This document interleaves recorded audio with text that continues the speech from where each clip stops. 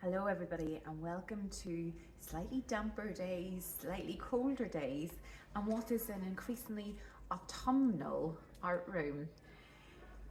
I want to introduce you to a beautiful picture book which I've only recently discovered myself, titled Leaf Man, and it's by Lois Ehlert. Now this story is going to be the inspiration, hopefully, behind many of your little creations this week. I'm going to read the story and you'll see in the illustrations as they unfold, there's a bit of a sneak preview. Leaf Man is a very active and changeful being, and as the story progresses, there are lots of different forms that take flight, hopefully will spark your imaginations for the sort of little object creations you might make using that which we can find at this time of the year on the autumn floor. So without further ado, I'm going to begin the story. So settle back, relax, and turn on your looking eyes because there are lots to discover in this tale. Leaf Man used to live near me in a pile of leaves.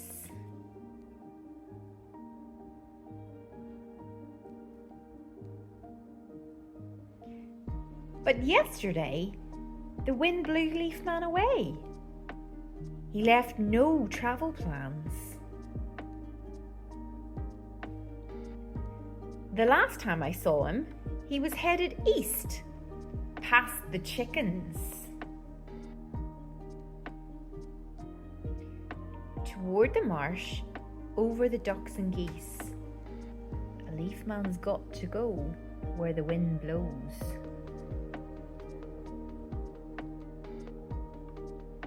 He blew over the fields of pumpkins and winter squash,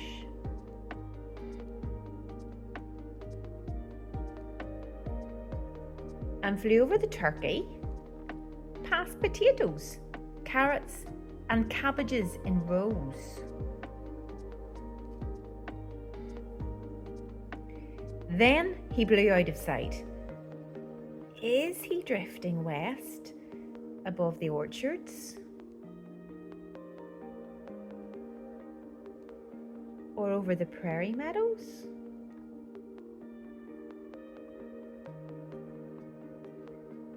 And past the spotted cows? Well, a leaf man's got to go where the wind blows.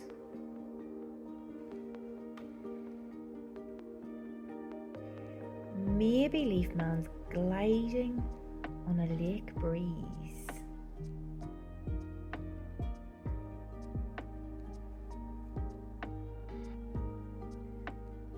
Or flying along the river.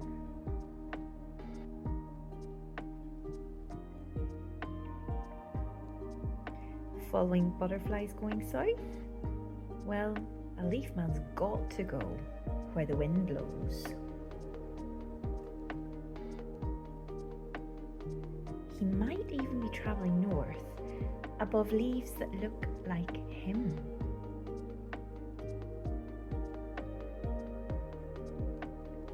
Or flying over mountains with a flock of birds.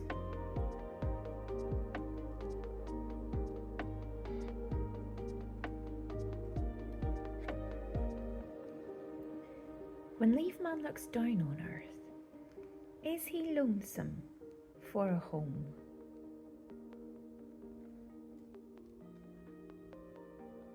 This I do know, where a Leaf Man will land, only the wind knows. So listen for a rustle in the leaves.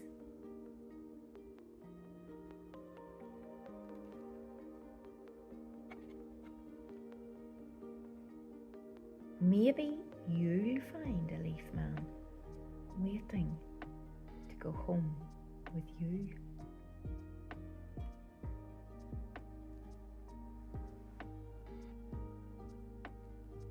And this is what the author says. When I began thinking about making Leaf Man, I carried a bag with me, picking up treasures wherever I went. Sweet gum, fruit from Kansas City, oak leaves from Ithaca, fig leaves from Washington DC. I didn't stop collecting until snow finally covered the last Wisconsin maple leaves of fall. Then I created the Leafman art with my colour copies of leaves, which I believe are among the most beautiful art supplies in the world. Do you think Leafman is ever lonely?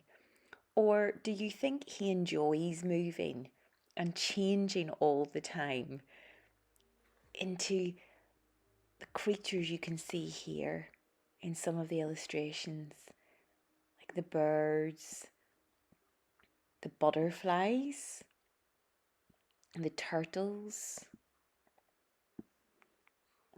And thinking about that idea of change, how do you think the world changes when we pay attention to little things, like leaves on the ground?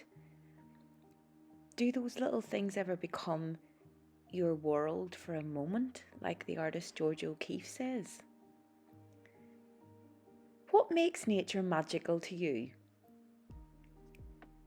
Can you see faces, creatures, or stories even hidden in leaves, in clouds or stones? And if you let go and follow the wind like Leafman, what might you discover about yourself? Well, that's what I'd like you to think about as you make your art this week. But you're going to have to gather together a few very special treasures. So that'll involve going outside and looking close to the ground. Really, really looking. As well as going out and exploring the different types of leaves we find here in England, or wherever you may be watching this video, I would encourage you to explore other autumn treasures, just like I've collected here, as the starting point for your little assemblages. That means combinations, things placed together, overlapping, just so, which will allow you to create creatures, peoples, who knows, just like we've seen read so beautifully in Leafman.